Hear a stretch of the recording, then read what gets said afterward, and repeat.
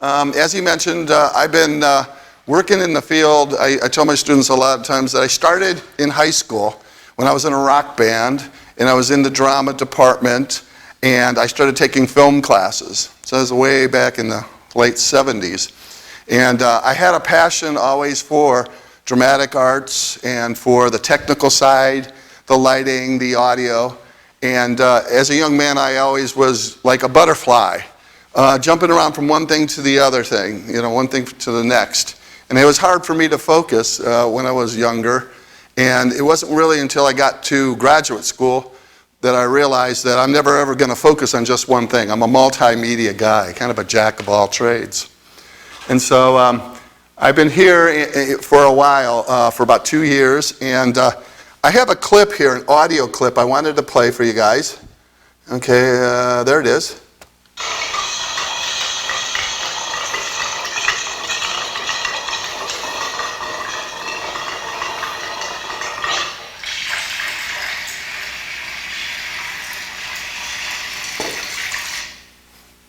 Do you know what that is?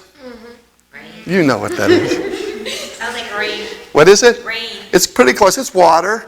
Well, one day I was at home and the water pipes in the neighborhood broke and there's no water.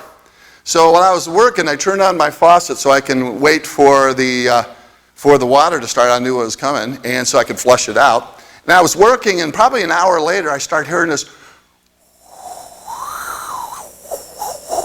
the sound. I'm like, what is that? So I start going looking, and I get all the way to the kitchen sink where I left it open. It's coming out of the sink. And so I grabbed my phone real quick, and I recorded it.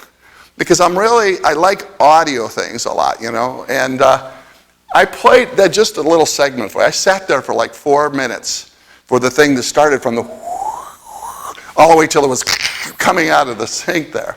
And it's little things like that that give me a little bit of a thrill because I like audio and video and that type of thing. I'm going to use my little trusty button there.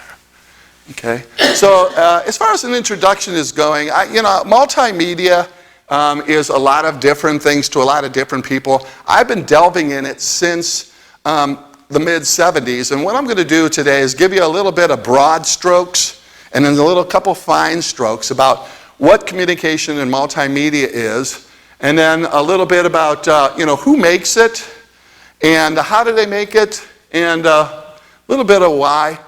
We're going to talk about self-expression. I'm going to go over these very briefly, but what is self and why do we need to express ourselves? And then, of course, social media, and I put up there servant or master. As you know, you can get addicted to things. And I noticed some kids, some people, actually not just kids, but people, kind of getting addicted to their phones and a Facebook. And we're going to talk a little bit about that. And then, of course, what is it? What does it all mean and that type of thing? So, we've been expressing ourselves for a long time. And a lot of times when I talk to students about the history of media, I have to touch on painting. Because the idea of painting goes back to that idea of somebody expressing themselves, or in the case like here, sometimes they were thinking about magical thinking. If we paint these bison on the cave wall and us stabbing them, then we'll be successful in the hunt. And sometimes that's what it is. And these are I'm probably butchering it, Lascaux paintings in France, which are now shut down. You can't see these anymore because they're deteriorating. This is from my multimedia archive, okay? And we have a picture here of, I call her Adrian, the avant-garde Avenger. And way back in the 80s, when I was doing my graduate work, I did a photo essay on a character from a play, film that I wrote. And I got every single piece of media that I can find that was in the media lab that I was working. So you can see up there we got a 16mm projector and a television, 3/4 inch videotape deck. There's slide projectors, 16mm projectors. Way back there you can see actually a 4-inch quad videotape that they used in the 50s and 60s. When Lucy started going from film to that type of thing, they were using it. They were like, big honking boxes, and I rolled it into this elevator here. And so, I kind of was having fun, and I took film and I just laced it all over the place. Now, when I say from radio to podcast, I always talk about the fact that in media, if you look starting in the 1900s, they started getting radio, and they started moving towards film, and then film moved to television, and then television we had radio and film and television, we have photography, all of them which use text. And we have that whole progression and evolution, which you could make a whole class out of the evolution of multimedia and communications, but from film all the way to YouTube. Okay, everybody knows what YouTube is, right? It's pretty standard. A lot of people use it. I use it a lot for learning how to do something. I had to fix my dryer, I got on the internet, went to YouTube, found it. Fixed my car, get on the internet. In the old days, you had to go down to the library and dig up the books. So I think it's a great period that we have here with the internet. Now, the communication loop, when we're talking about communicating, I use this a lot here. I say, I'm the sender. I'm sending verbal message to you through a communication channel, which right now is the audio that comes out of mine and hits your ears. You're the receiver. You decode the language and the message, and then you give me feedback. I'm seeing some of you shaking your head. That's kind of a feedback thing. I'm going, okay, they're kind of picking this up. This can be put anywhere, okay? And then you have noise that can occur anywhere. For instance, if I'm thinking about something else, it might trip up my words. I might not use the right words. Or in the communication channel, if this room was really hard, you have a lot of echo, you probably wouldn't hear it. Or somebody with a chainsaw or the bell, you wouldn't hear it. The receiver is the same thing. You guys might be lacking sleep, you've fallen asleep. And then you give me feedback. Like I always tell my students, if I see them, they're looking at their phones, or there's Drew, hey, are you okay? I get that visual feedback. And so this loop is one of the basics that I talk about when I talk about communications. Now, another thing I mentioned is who is saying what to whom with what intent in mind. So, when I'm thinking about broadcast journalism, or any type of art, somebody is going to put some type of art or some type of video or film out there. They have an intention. If it's a film, they want it to be entertaining, and they want people to go and buy it and keep coming back. And so I use that a lot because I'm always saying, what are people trying to say to you? Are you kind of picking up the message? Now down here, producers and directors and writers, oh my. When you start talking about production of media, you talk about somebody comes up with an idea. It might be the writer, it might be the director, it might be the producer. Somebody comes up with that seed of an idea, and then what they do is they start the process. The process of, hey, we need a producer, somebody's going to be the manager, who's going to organize, going to hire a director, hire a writer to write the script. And at that point, the director might say, okay, I want to hire certain people. I have certain scenic designers, I have an audio person, I have assistant directors. And so these are called above the line. They're like management positions. And then everybody below the line, a lot of production people, like your camera operator, your audio production person, your graphics person, anybody does the costumes, or that type of thing, are below the line. But when you're talking about the communication process here, in any point that you can have different types of things, and producers and directors can inject an idea into culture.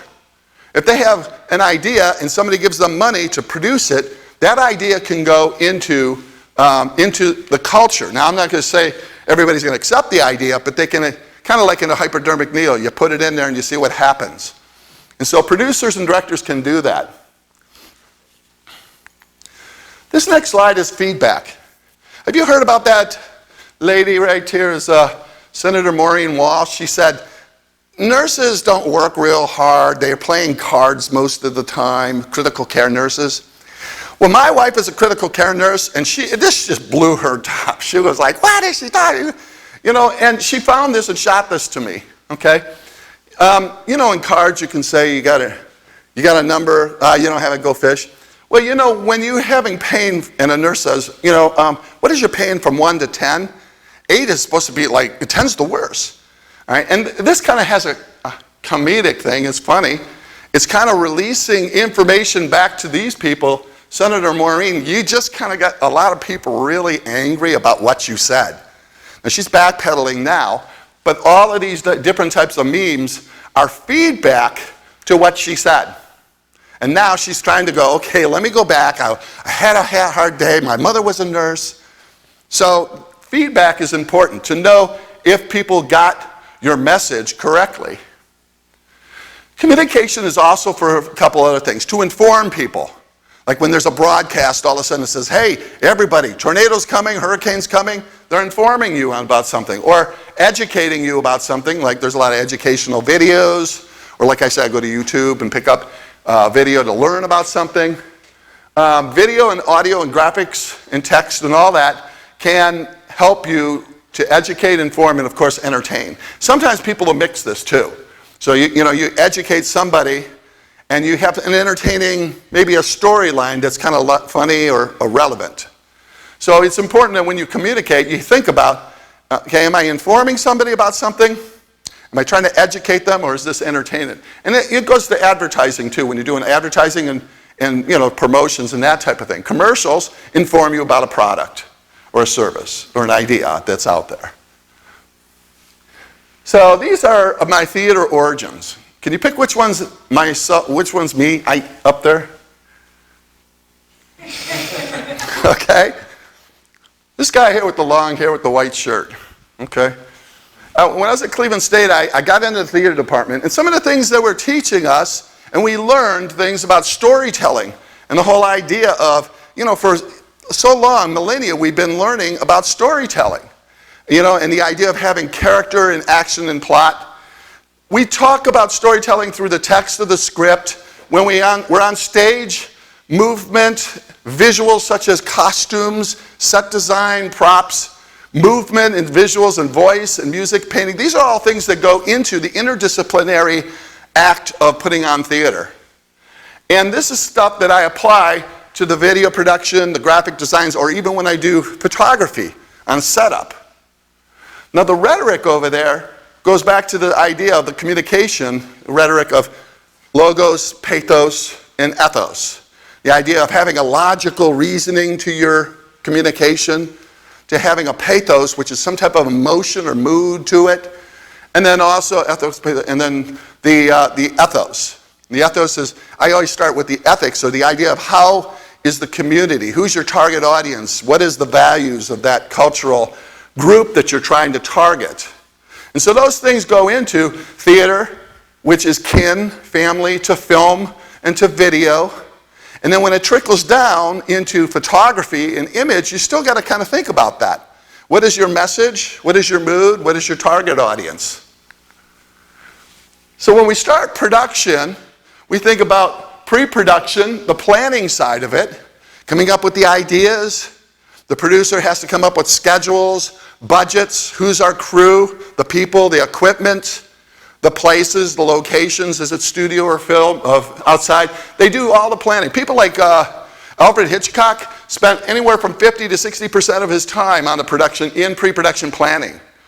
It's said that when he went to shoot, everything was already planned. All he had to do is rehearse and pull the best performance out of his actors. So they were basically documenting at that point. The production is the do it part. Just do it. If you're producing an audio, you practice like a band or something, you're practicing, you're rehearsing, you schedule the studio. When you get in there, you've practiced, you rehearsed, you know what you're going to do, you record it. Same thing goes for graphic design. When you talk about text or images, you got to kind of think about what you're going to do and then start sketching out a few ideas, thumb sketches, progressing it through the pre-production, then you do it, production, and then post-production, for instance, like for video, audio, you put special effects on there, you edit it, you start distributing it, you get feedback, you find out what are the statistics, are we doing what we think we're doing? So this is the process that we kind of look at when we get into multimedia. How do we produce it?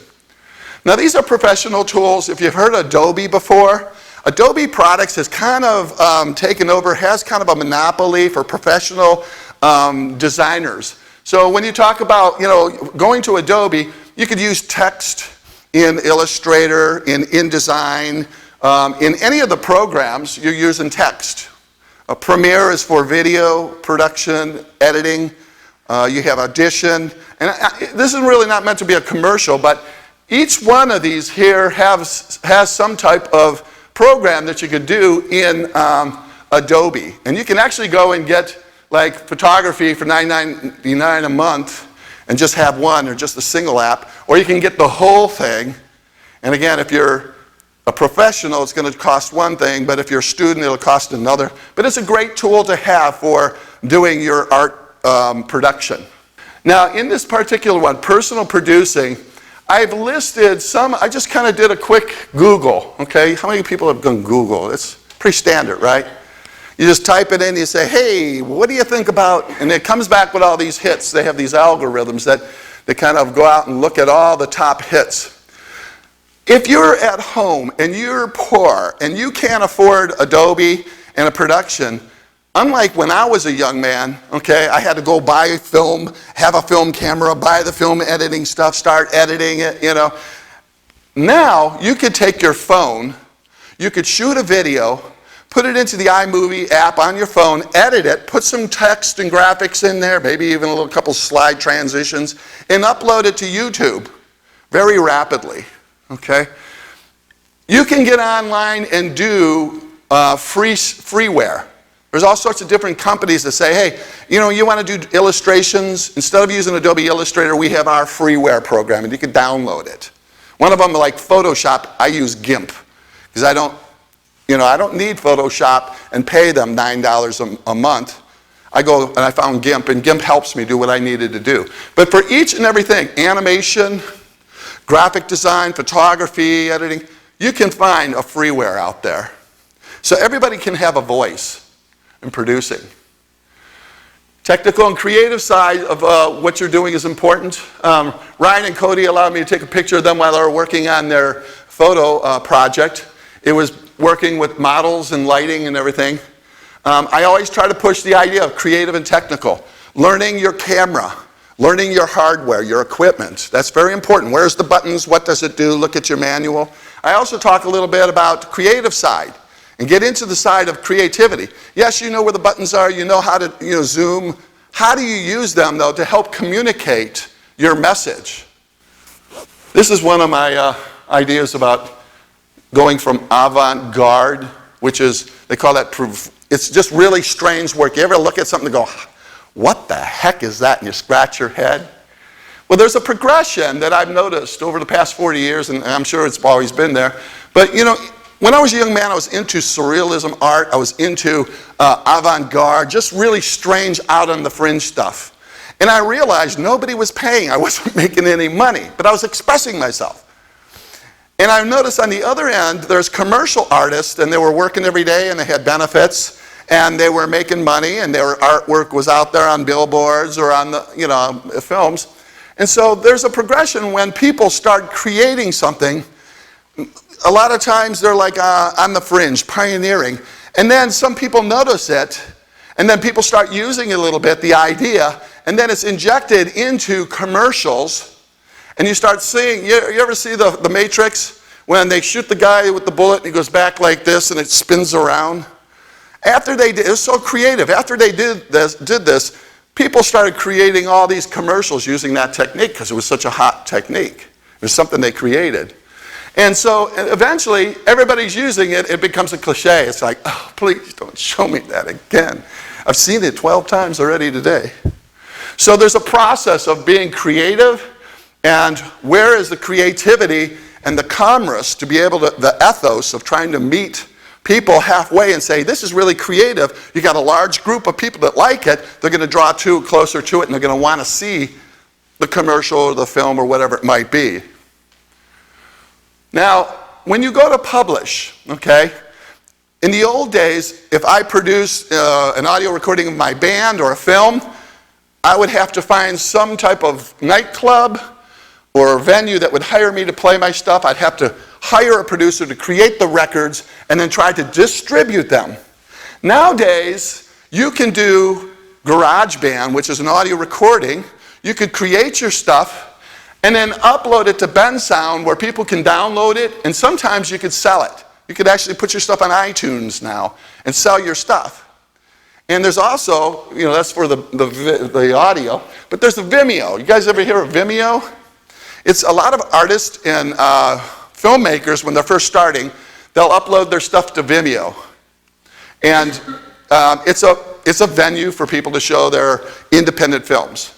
Instead of just going, we're going to rent a theater, and we're going to put it up locally, and then we're going to go over from Columbus to Chicago to New York, you can put it online here. And hopefully, if it goes viral, people will put it on their social pages. Graphics and text is really important in multimedia, because graphics a lot of times will put some type of context to an image. In this particular one here, it's a philosophical choice. I saw this, it's kind of cool, so I grabbed it and put it on my Facebook. This is about the two choices of life gives every person. Either you sit, you sulk and dwell on how unfair life is to you, or you can try and figure out how to make the bad situation work in your favor. So I thought that was positive and uplifting, and sometimes I see so much negative stuff up there, I feel like I need to put some positive stuff up there. And again, the graphics and the text are very important in this aspect. Sometimes graphic designers are not text people, so they need something to write. They need somebody to write the verbiage.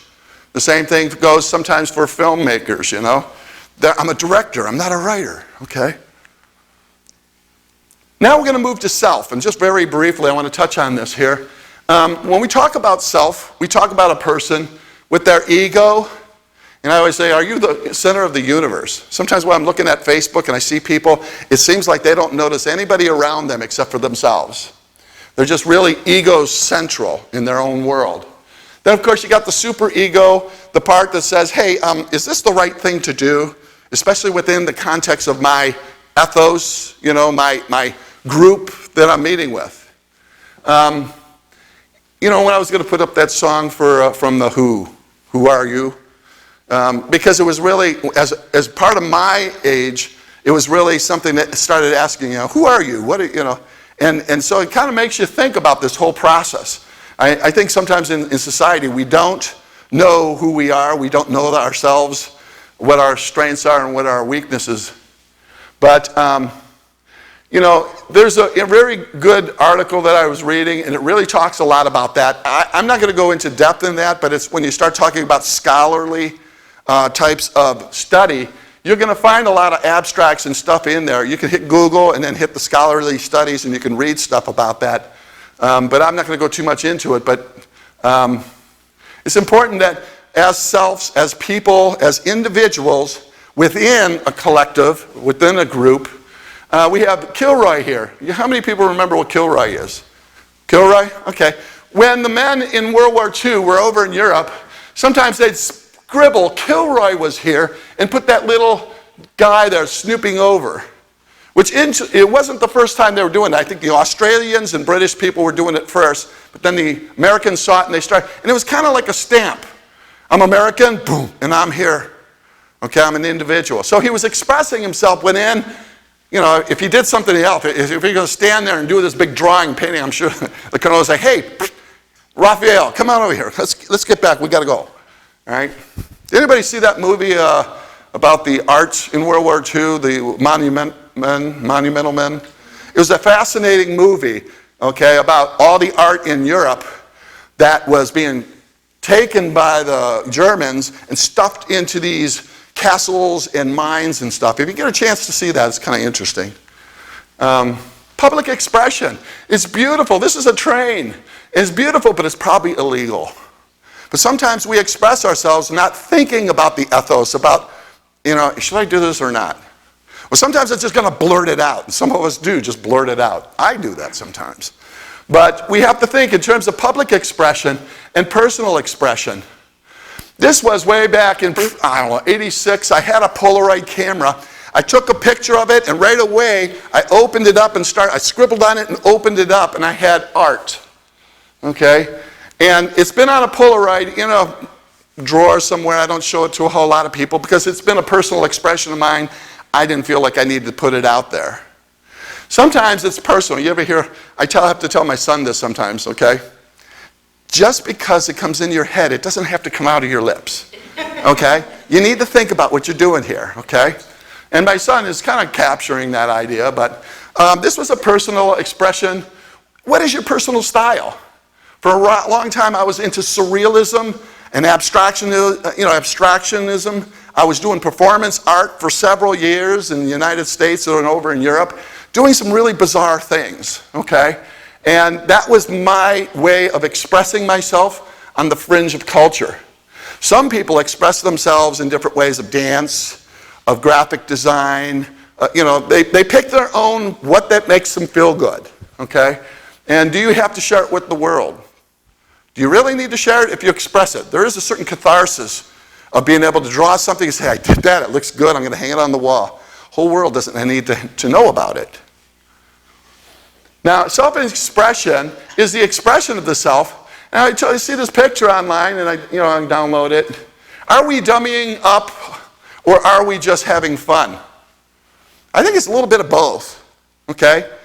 When the television came out originally, back in the 50s, 40s, 50s, people were like, this is going to be a great tool for education.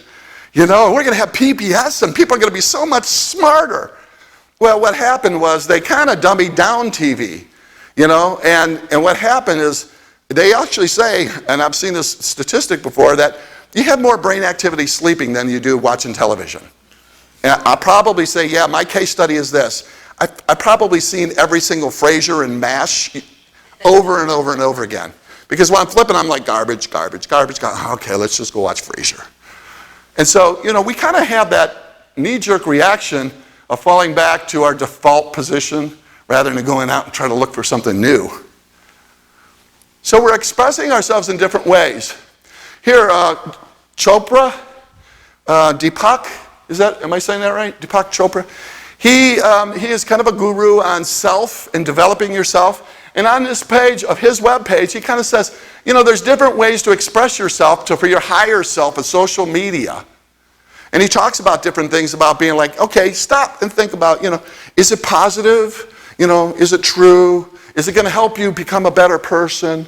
It's kind of what I call the feely touchy, but it's important that we think about that rather than just mindlessly, like when we're driving a car, we think nobody can see us. It's the same thing. Sometimes we're putting stuff online, we just send it up without thinking about it.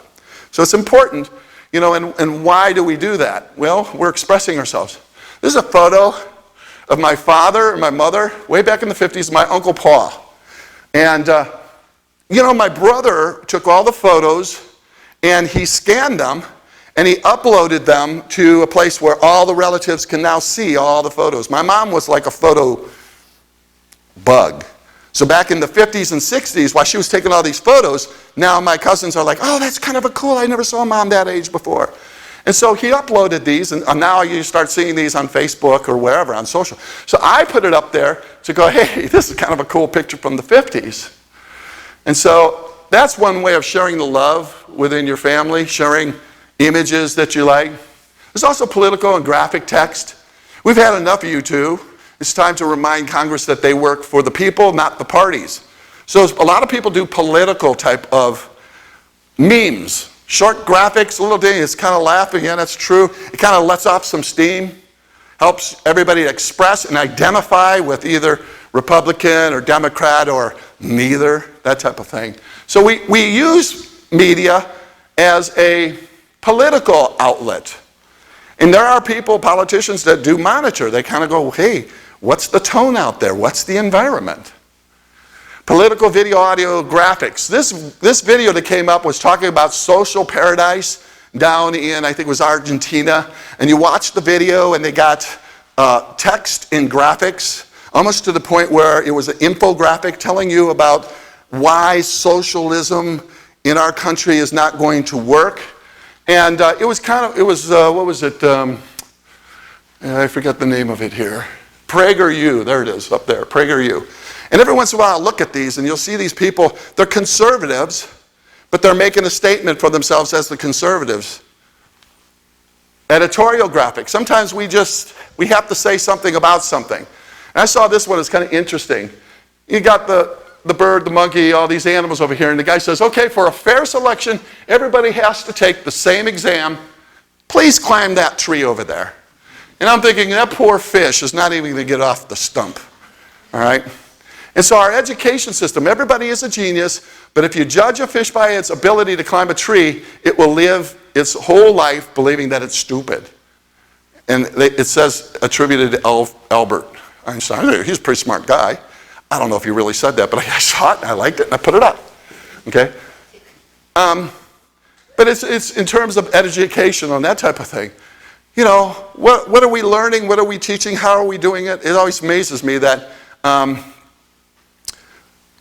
we pay teachers this amount here to watch our children all day long, from K to 12. Okay? And sometimes it just becomes a place to store your kids for people. And they don't really care what's happening about the education. They don't understand the value of education. And so I put this up here because I think in our country we need to really beef up education, understand what we're doing. There are a lot of people who are like, oh, paying all that money for college. I'm like, well, you know what? I grew up in the inner city of Cleveland. I'm glad that I went for my bachelor's and master's degree because I couldn't, my dad took me to the factory. I couldn't work in the greeting card factory. I just couldn't do it. And the same thing was for him. His dad took him to dig ditches and he said, no, I'm going to go become a printer. So education is really important. Commerce, we express ourselves through commerce on the internet. I had a hard time finding a good nut roll. You guys know what nut roll is? Like a kolaczki. It's an Eastern European type of roll for dessert and that type of thing. I love them. But when I moved down here, I couldn't find any. And these people here, these beautiful people up in Youngstown, I found them on the internet, and I tried when I was like, oh, it's great. So I had to take a picture of it because the photographer in me was like, come on, man, document it. And here I am at the kitchen table, take a picture and send it out. It's, you know, my idea of commerce and word of mouth. Now, social media venues. There's a lot of different places out there. My wife really likes Pinterest, where she can pin things to a board. So like she got a Scout, Eagle Scout page for my son, who's going to be working on Eagle Scout, and she pins different ideas for Eagle Scout. So she go, hey Matt, what about this idea? And she does stuff for me too. I have a Pinterest, but I'm kind of lazy. I just stick with the Facebook. I go to YouTube. I'm fine. I put a little magical circle around me. I can't get any more. I got too much technology in my life already. But this is one venue that you can go to. Of course, we have LinkedIn. After I have been here for 2 years, I think, or a year. And younger people are like, yeah, Facebook is really for old people. I've heard several people do this. I'm like, well, I'm old.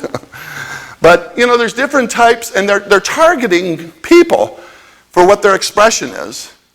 And it's kind of weird. My son, who's 14 now, he don't want nothing to do with social media. I was like, you want me to get you a smartphone? He goes, yeah, Dad. I said, are you going to stay away from social media? No, I don't want that. I want the video and the audio recording, and I want to download a couple games. I was like, okay, well, I'm not going to have to worry too much about that. Choosing groups is a large part of when you get on the social media. Which particular venues are you going to? Which type of groups and people? I'm from Cleveland, okay? One day, I put this out on April 1st. I saw it, it was funny to me.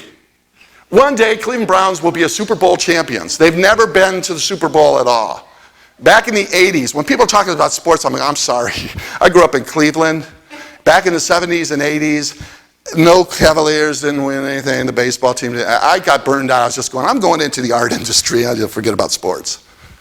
I put this out. 2 people were like, ooh, Matt, that hurt. Nobody else responded. Because my brothers, I got 6 brothers, they're all rabid Browns fans. You know, I'm like, hey, if that's what floats your boat, you know, that's great. I can't put that amount of emotion into it anymore. Ethics. When we're talking about ethics and ethos here, PragerU takes a legal action against YouTube. They were deciding that YouTube was just saying, I don't think we're going to put that out there because of whatever reason. So sometimes you can have, it goes back to the producers. People that have the power can say, yeah, we're not going to let that happen, and we do. And they can kind of direct certain things certain ways. What content should we allow? And it's censorship to a degree. Here's a political one. I like this one too. I just found that my father, a lifelong staunch Republican, is voting for the Democrats. He would have never done that when he was alive. So I like the political humor here. And But when we talk about the truth here, I always go back to, is it photoshopped? Am I looking at something that's real, or did somebody Photoshop this? I can't decide what's true anymore. Fake news, you know. Anybody can just publish whatever they want. Most people don't go and do the triangulation of, okay, if this person said this, is there anybody saying this? Is there anybody legit, any legit sources saying this? They don't go through that process. So sometimes it's just like, oh, that's got to be true. My dad once told me, Matt, if it's on the news, it's true. Okay, you can't say it's not true. I was like, well, Dad, it's a perspective. And we go back and forth. But it goes back to that idea of who's the gatekeepers of the information, who's allowing it to come out. When I first got my iPhone, I was excited because they have these really quick ways of taking a shot of yourself, putting them in a template, and then putting your face in them. This is my Sith mat, and this is Don't Touch My Chocolate. It was this kind of, I didn't even know where that guy came from, but when I was looking at my phone, I was going, I look wicked. And so, you know, the mobile devices help people with the convergence. The idea of that video came in, audio came in, we got text here, we got graphics here. Now we can deploy it and distribute it out to the world. Whether it's true or not, it's my editorial or my own opinion. But everybody has a voice now, rather than saying, well, I'm not a producer, I can't produce film. Creating is really easy to do now, too. And then, of course, the fantasy role play identification is part of why we do that. We kind of have this identification of people that are other than ourselves. You know, we put these personas on. Every day we get up, we act a certain way, we talk a certain way, we do the certain things. And cosplay, where people are dressing up, allows them to come outside and explore different types of characters. The media is the message. Way back in the 70s when I learned communications, Marshall McLuhan, one of these theorists, said, the media is the message.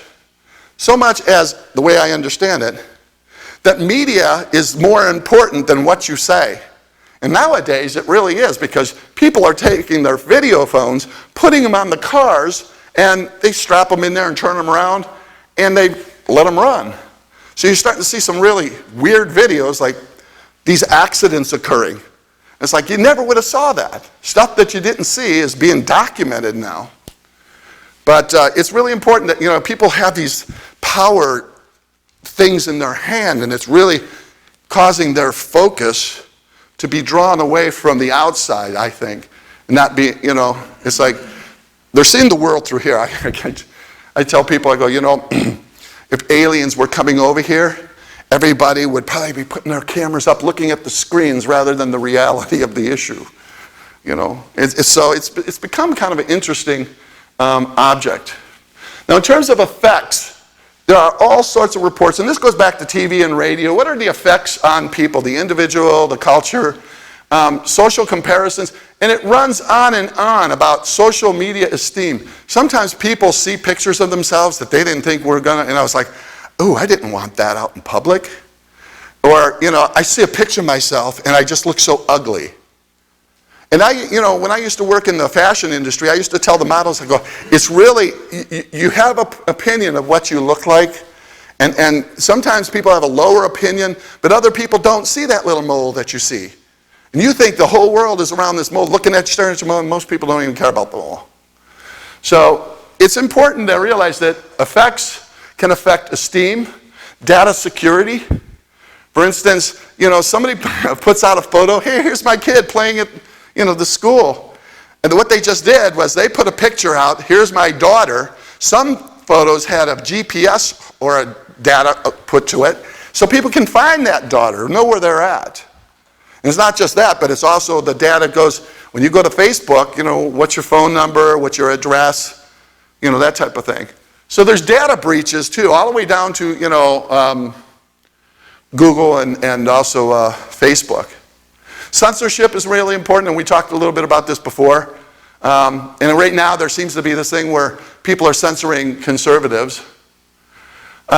Social media effects in terms of, when you look here, it says across the retailer and consumers.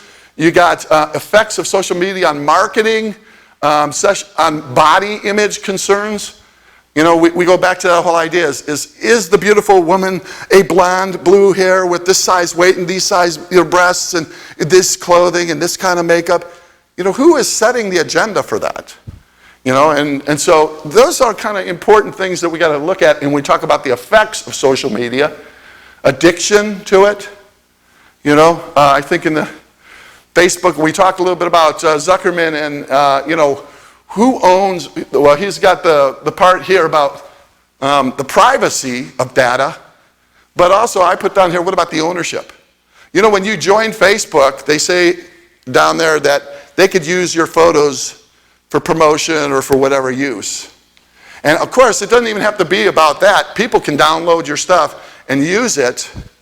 But when you talk about copyright laws, if you're going to use it for commercials or for any type of gaining money, you really need to get the author's, you know, sign off on it. Can I permission? Can I have the permission to use this photo or video or audio? So it's important to, you know, think about that. The effects. Tech withdrawal. Has anybody looked at the phones since we started? Sometimes people have their phones in their hands all the time and they're kind of keeping them in their hands. There's also a withdrawal of technology, and I know myself that if I leave it somewhere, I'm like, oh, my phone, where's my phone? It's really a valuable thing. Why? It's a computer. It's my calendar. It's my phones. It's my Facebook. It's my video camera. It's my photo. Everything is in here, right here. And so I kind of go through a little tech withdrawal, and I'm wondering about that. Okay, maybe I should fast from Facebook for 30 days. Okay, you hear that? People do that? So yeah, I've done that a couple times. Ethics and values. I like Booker T. Washington. He says, a lie doesn't become a truth, wrong doesn't become right, and evil doesn't become good just because it's accepted by a majority. If you think about it, a thing in itself, it isn't a good thing or a bad thing. It's how people use it. All right? A sword can protect your family. A sword can kill somebody without them knowing, you know, murder. Same thing goes for like drugs, right? If you misuse drugs, you know, you can overdose or become addicted. But if you're using them properly, they can be helpful. But sometimes I think that people don't get that critical thinking going about what is it that I'm looking. For instance, porn, you know, the idea of pornography. You start a little kid with just looking at some pretty pictures, and eventually, you know, you can step them up little by little until they're watching porn. And of course, you have some people who are just like, well, you know, like, what was it, Dr. Ruth back in the 80s, remember her? You know, go out, have as much sex as you want with as many people, but just, you know, be careful. You know, and so when you think about the philosophical aspects of ethics of our society, there's a lot of people who think that we're just ramping down, all right? We have potential for so much more, though. We have tools. I mean, it's an amazing thing that everything that was once in a library, or pretty much, is on the internet. You can get it like that really quick. I just love that thing about the internet. But we got to think about the moral aspect and the values.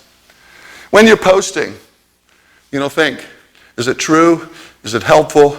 Is it inspiring? Is it necessary? Is it kind? Think about what you're posting. I always think, too, is think about what you're looking at, too.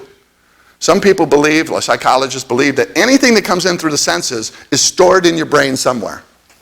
You might not be able to access it, but it's there. It could come out in a dream. It could come out in a drawing. Anyhow, I think we're running a little bit out of time, but these are 10 motivations why we use social.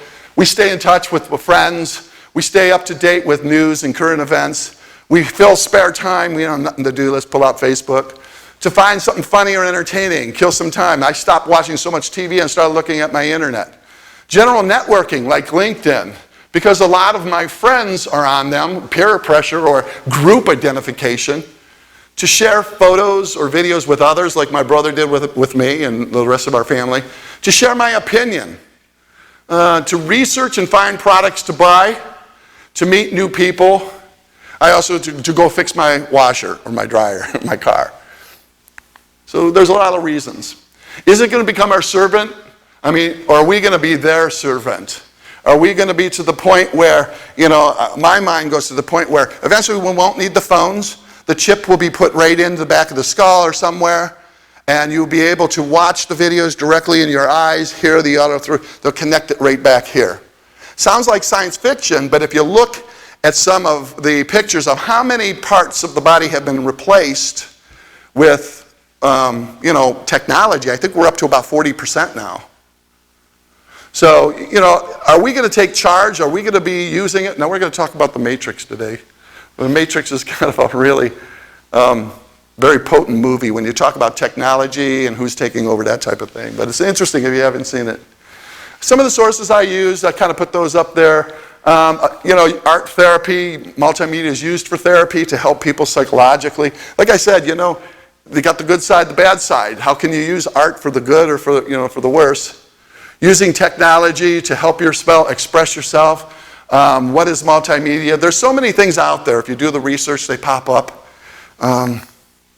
This is kind of I'm just going to play just a little bit of this because this is one of my favorite videos that I posted here. And so I'm going to go like this here and find it.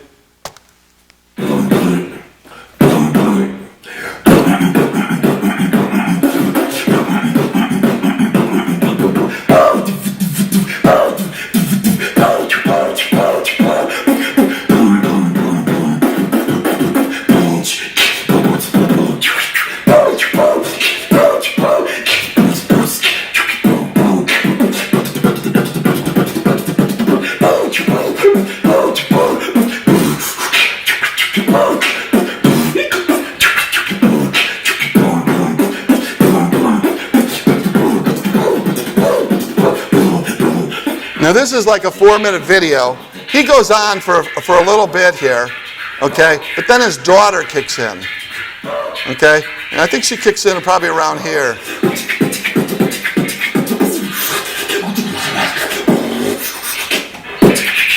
It's kind of like a battle, a wars.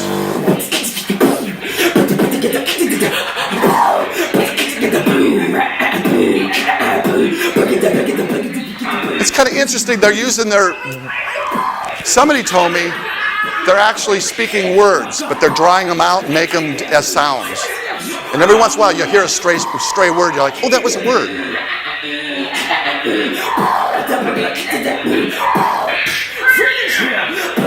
Praise you.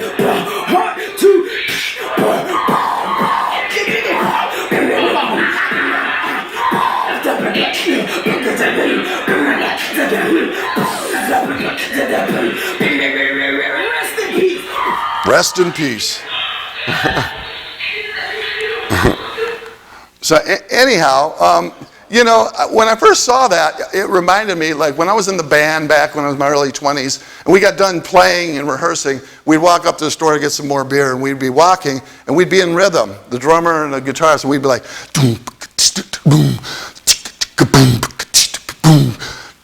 and we'd be doing that kind of lip sound making, and the guitarist would be like,